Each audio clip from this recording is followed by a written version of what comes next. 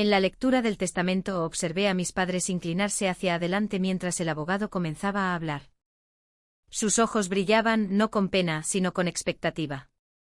No me sorprendió, había visto esa mirada toda mi vida. Cada vez que mi hermano menor, Ryan, entraba en una habitación, solía pensar que estaba imaginando cosas, que quizás yo era demasiado sensible, demasiado independiente, demasiado difícil de amar. Pero cuando mi padre interrumpió al abogado y afirmó audazmente que aceptarían mi herencia en mi nombre, solo para redirigirla a Ryan, sentí que algo dentro de mí se rompía. La sala quedó en silencio. Todos se quedaron mirando. Abrí la boca para hablar, pero alguien más lo hizo primero, mi abuela, y lo que reveló a continuación, lo puso todo patas arriba. Creí que había perdido. Pero lo que no sabía era que la abuela había estado observando todo el tiempo y no estaba dispuesta a guardar silencio. Solía creer que todas las familias tenían favoritos, que cada hermana tenía que sentarse en silencio mientras a su hermano pequeño se le daba el mundo y se le decía que había nacido para liderar. Desde que éramos niños, mis padres dejaron claro que Ryan era el hijo de oro. Yo era la independiente, la superdotada, la chica que podía valerse por sí misma. En mi 10º cumpleaños, recibí un pastel casero y un abrazo. Ese mismo año Ryan, que cumplía 7 años, tuvo un carnaval en el patio trasero con paseos en pony y un mago. Recuerdo haber mirado desde la ventana de la cocina, preguntándome por qué mis padres no me sonreían de la misma manera que a él. La escuela no cambió nada. Si llegaba a casa con las mejores calificaciones, mis padres asentían y decían, «Eso esperábamos de ti, Madison». Cuando Ryan apenas pasaba con B, había fiestas de pizza y orgullosas publicaciones en Facebook. Me uní a todos los clubes que pude, equipo de debate, feria de ciencias, periódico escolar. Estudié hasta tarde, entré en una universidad de primera categoría con una beca por méritos, e incluso empecé a trabajar como freelance para ayudar a cubrir los gastos de vivienda. A veces llamaba a casa, emocionada por compartir un pequeño logro, solo para escuchar, «Qué bien, cariño». ¿Sabías que Ryan entró en el equipo universitario? Mientras tanto, Ryan se dejaba llevar. Cambió de especialidad 3 veces, abandonó la universidad por un año para encontrarse a sí mismo, y chocó un coche antes de que le regalaran otro. Yo tomaba el autobús bajo la lluvia para ir a mis prácticas. La verdad era dolorosa, no importaba cuánto hiciera, lo duro que trabajara, nunca sería suficiente para ganarme su orgullo porque no era él. Aprendí a guardar mis logros para mí. Dejé de intentar impresionarlos, pero el dolor persistía. Pensé que quizás, solo quizás cuando me graduara, cuando comprara mi primer apartamento a los 26 años, dirían que estaban orgullosos. En cambio, mamá dijo, «Siempre supimos que te iría bien. No nos necesitas como Ryan». Esa frase se me quedó grabada, no como consuelo, sino como una condena. No los necesitaba, así que no los merecía. Pero lo que más dolía no era lo que le daban a él, era lo que me quitaban a mí, mi voz, mi lugar, mi derecho a ser vista. Así que cuando entré en esa lectura del testamento, no esperaba dinero. Ni siquiera esperaba reconocimiento. Solo quería un momento, una página de verdad que dijera que Madison importaba. Pero incluso entonces, mis padres no habían terminado de reescribir las reglas. Estaban listos para borrarme una última vez. Y esta vez, no iba a permitírselo. Cuando me fui a la universidad a los 18 años, no lloré. No porque no tuviera miedo, si lo tenía, sino porque había aprendido hacía mucho tiempo que mostrar emoción nunca me llevó a ninguna parte en mi familia, especialmente cuando el foco de atención ya estaba puesto en Ryan. Mientras yo compaginaba una doble titulación, 2 trabajos a tiempo parcial y un viaje agotador, Ryan se quedaba en casa. Se tomó un año sabático para resolver sus cosas, lo que se parecía mucho a dormir hasta tarde, jugar videojuegos hasta las 2 de la madrugada y ocasionalmente aplicar a prácticas en startups. Mi padre movió sus influencias para conseguírselas. Mis padres le enviaban dinero regularmente. Todavía está encontrando su camino, decía mamá, como si eso justificara enviarle 1.200 al mes. Mientras tanto, cuando pedía ayuda para un fondo de libros de texto, recibía, «Bueno, tú eres la responsable. Ya te las arreglarás, Maddie». Y así lo hice. Trabajé como freelance en diseño. Me enseñé a mí misma a presupuestar hasta el último céntimo.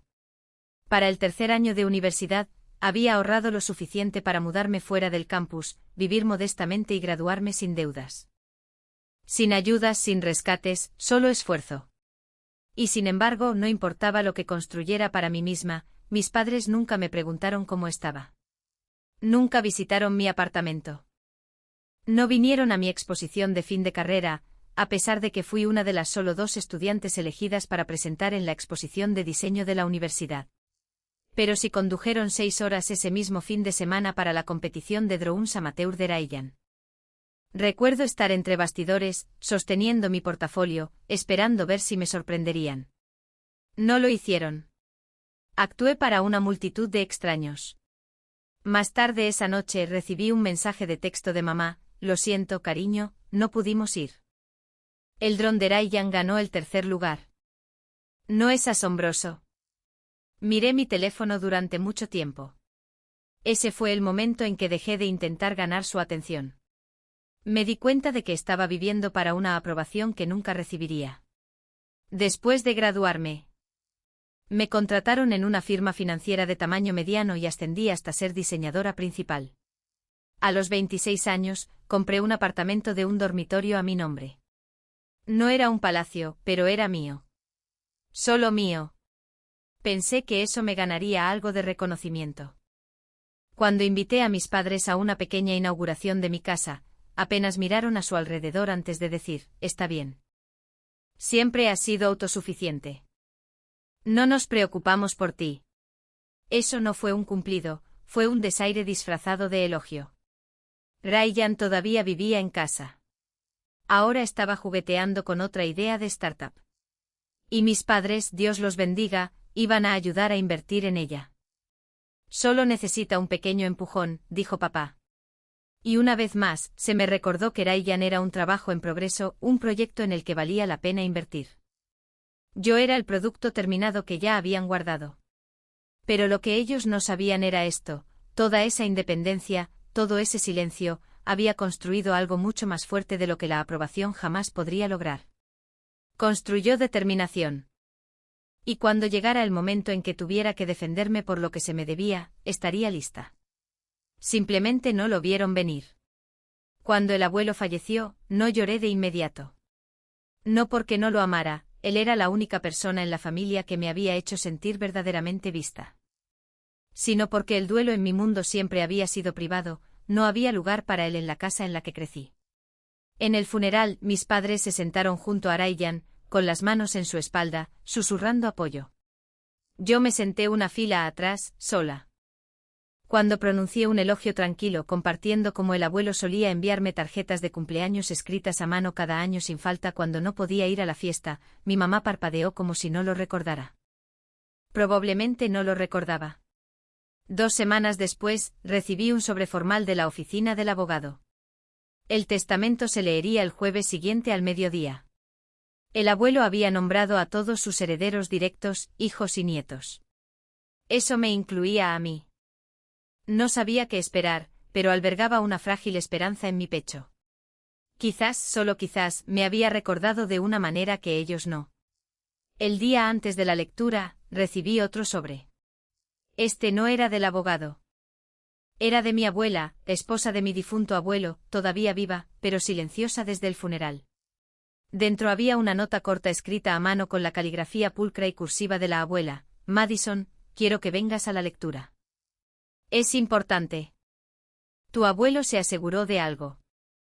Por favor, no dejes que nadie te diga lo contrario. Con cariño, abuela. Me tomó por sorpresa.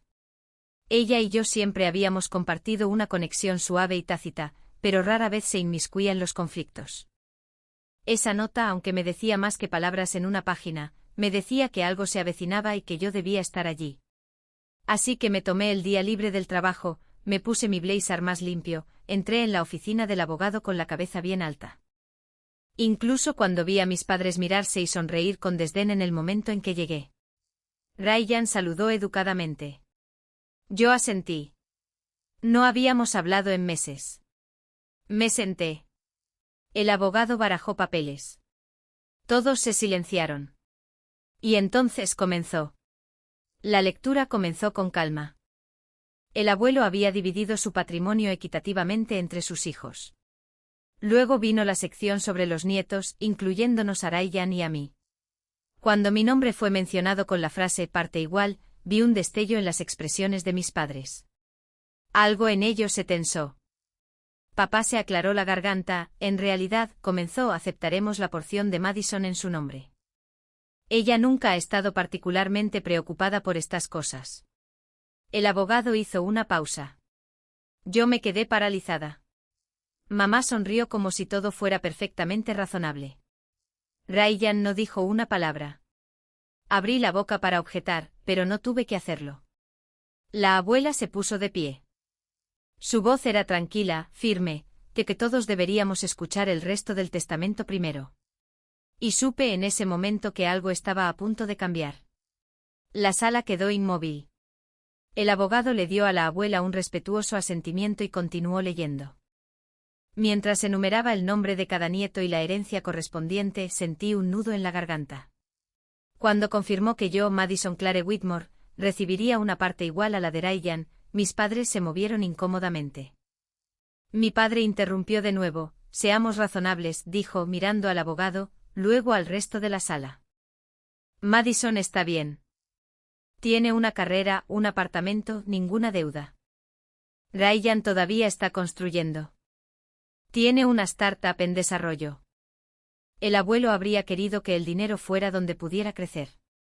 Se rió entre dientes como si fuera de sentido común. Mamá intervino con su tono dulzón habitual, y Madison siempre ha sido tan generosa.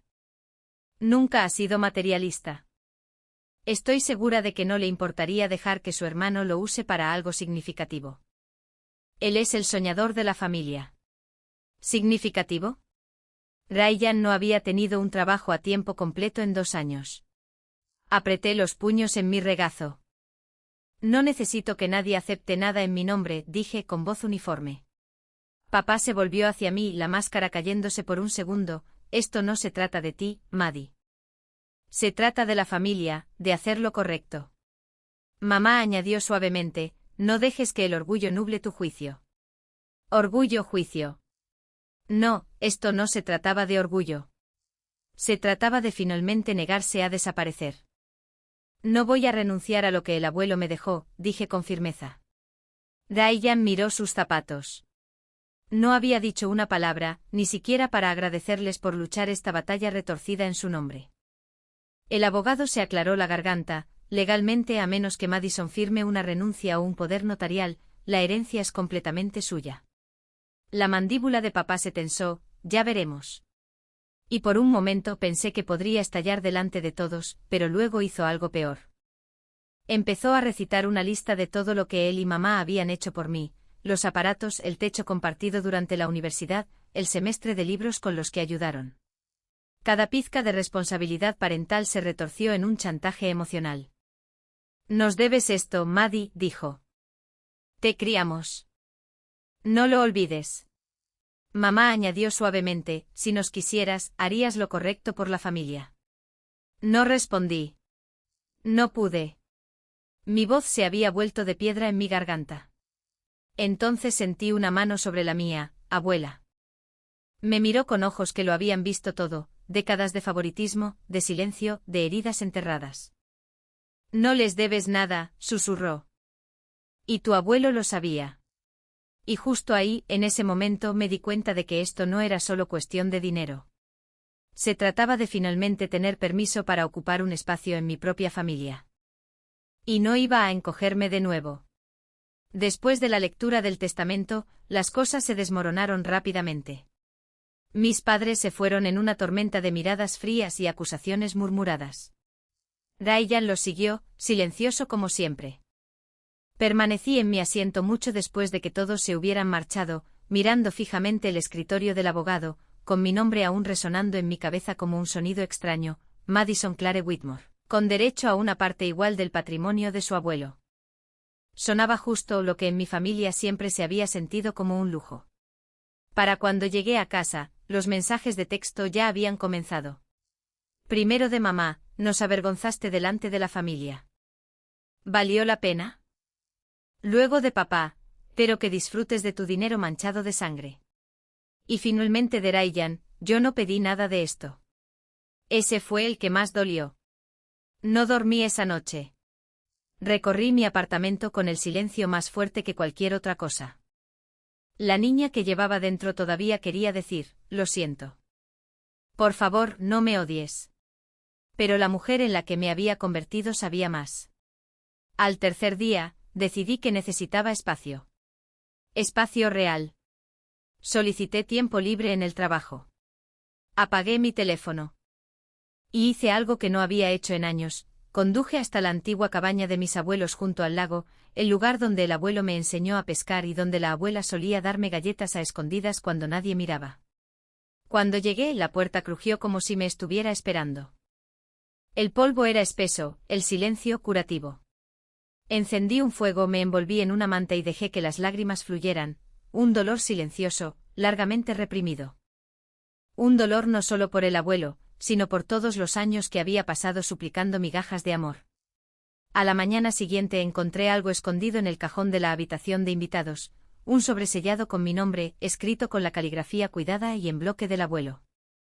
Lo abrí con dedos temblorosos. Maddie, si estás leyendo esto, entonces el testamento ya ha sido leído.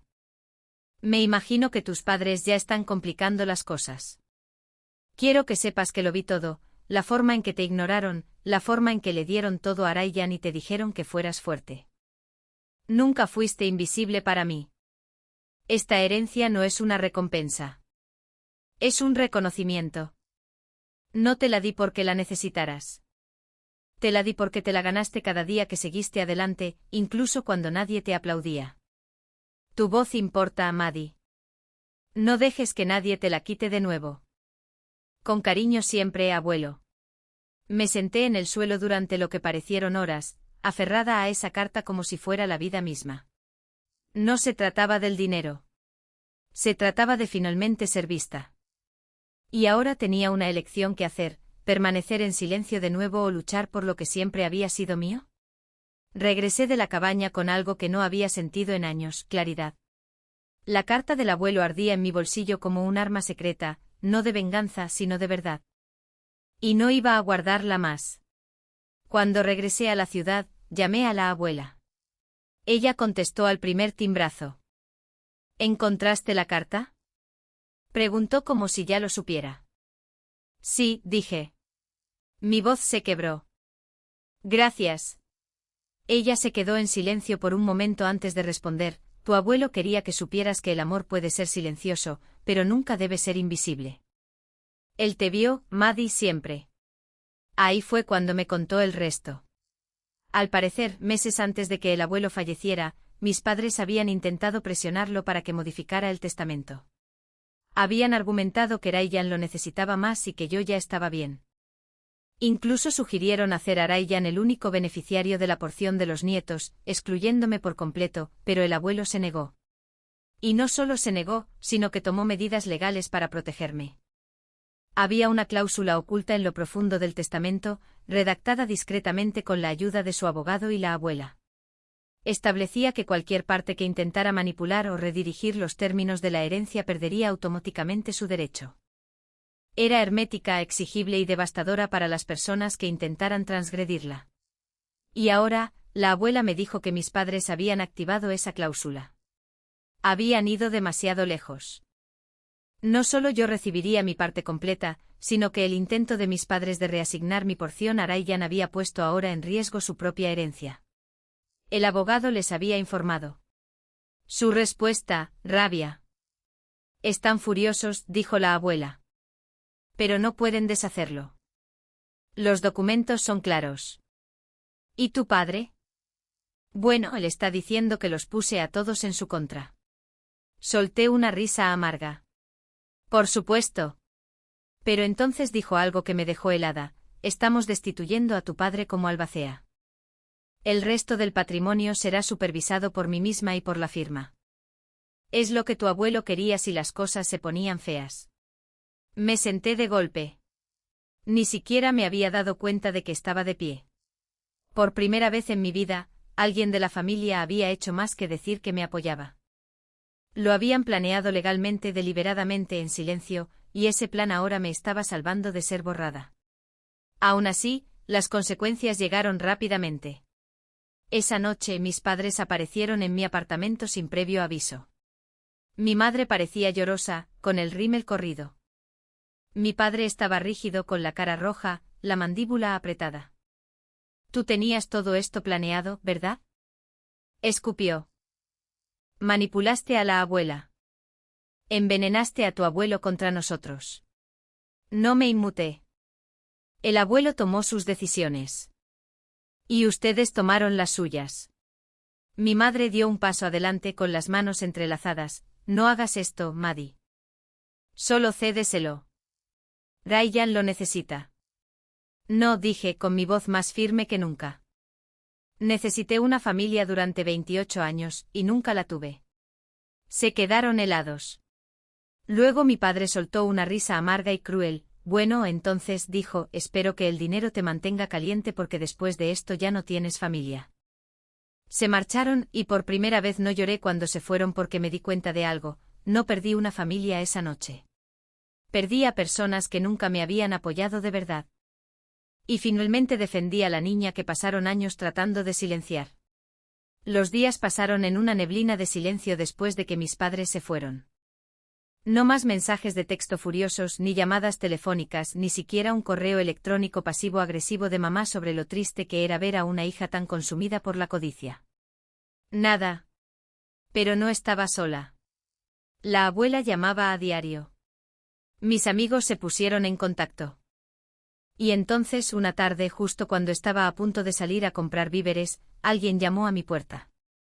Era Ryan. Lo miré a través de la mirilla durante un minuto sólido. Se veía nervioso, con los ojos inquietos, las manos metidas profundamente en los bolsillos de su sudadera con capucha. Abrí la puerta. «¿Podemos hablar?», preguntó en voz baja. No dije nada, solo me hice a un lado y lo dejé entrar. No se sentó. Solo se quedó de pie en medio de mi sala como si no supiera dónde pertenecía. «No sabía que iban a hacer eso», dijo finalmente sobre la lectura del testamento. «Yo no lo pedí». «Pero tú tampoco los detuviste», respondí. Tranquilo, objetivo, él se encogió. «Lo sé», dijo, «y debería haberlo hecho». Permanecimos en silencio. Luego lentamente sacó algo de su chaqueta, la copia de la carta del abuelo, la que la abuela le había dado más tarde cuando se enteró de que estaba en una espiral descendente. «Él también me escribió una», dijo Ryan con voz ahogada. No era tan cálida como la tuya, pero era honesta. Me miró. Dijo que vio lo que nuestros padres habían hecho. Que permitirles convertirme en su legado había arruinado cualquier oportunidad que tenía de convertirme en mi propia persona. No dije nada. Todavía no. Me dijo que dejara de dejar que otras personas libraran mis batallas. Que madurara, que me disculpara y que arreglara lo que pudiera. Se me apretó la garganta. «Lo siento, Maddie», dijo Ryan, finalmente mirándome a los ojos. «No solo por lo que pasó con la herencia, por todo, por no hablar, por dejar que te hicieran a un lado mientras yo me dejaba llevar. Siempre lo supe en el fondo. Pero era más fácil ignorarlos que confrontarlos. Ahí estaba, la cosa que pensé que nunca oiría. No una enmienda completa, pero un comienzo.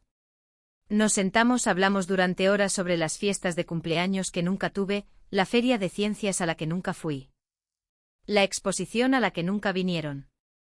Recordamos cómo a Ryan siempre le decían que era especial, mientras a mí me decían que era lo suficientemente fuerte para hacerlo sola. Él admitió algo que no esperaba, que ser el favorito tenía su propia prisión. Tenía tanto miedo de fracasar, confesó. Cada vez que metía la pata, me cubrían, pagaban, lo arreglaban. Pero nunca aprendí a valerme por mí mismo. Tengo 25 años y nunca he tenido que ganarme nada. Tú construiste tu vida ladrillo a ladrillo. Envidio eso. Nos sentamos en silencio de nuevo. Luego Ryan dijo algo que abrió el aire: «Voy a volver a la escuela». ¿Parpadeé qué? Con mi parte de la herencia. Me voy a inscribir en el Community College cercano. Quiero estudiar diseño de software, quizás finanzas más tarde. Quiero construir algo mío por una vez. No lloré, pero sí sonreí porque eso no era solo un plan, era una ruptura en el patrón. Creo que el abuelo estaría orgulloso, dije. Ryan asintió, sé que sí. Y por primera vez desde que éramos niños, nos abrazamos. No por obligación, sino por algo real, algo ganado. Han pasado 6 meses desde la lectura del testamento. Mis padres todavía no me hablan. También han cortado la relación con Ryan, culpándome por poner a su hijo de oro en su contra. Él dice que duele, pero también se siente más ligero, como si finalmente pudiera respirar. En cuanto a mí, he dejado de esperar su aprobación. En cambio, he estado construyendo algo nuevo.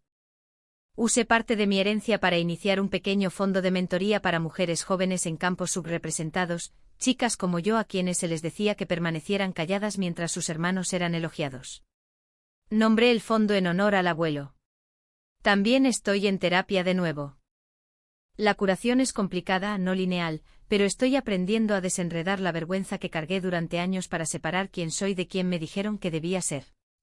Y Ryan, él está prosperando en la escuela. Me envía capturas de pantalla de sus calificaciones, de los borradores de sus proyectos. A veces lo molesto, así que ahora eres el nerd de la familia. Él se ríe cada vez. Comenzamos una nueva tradición, los domingos de hermanos una vez al mes.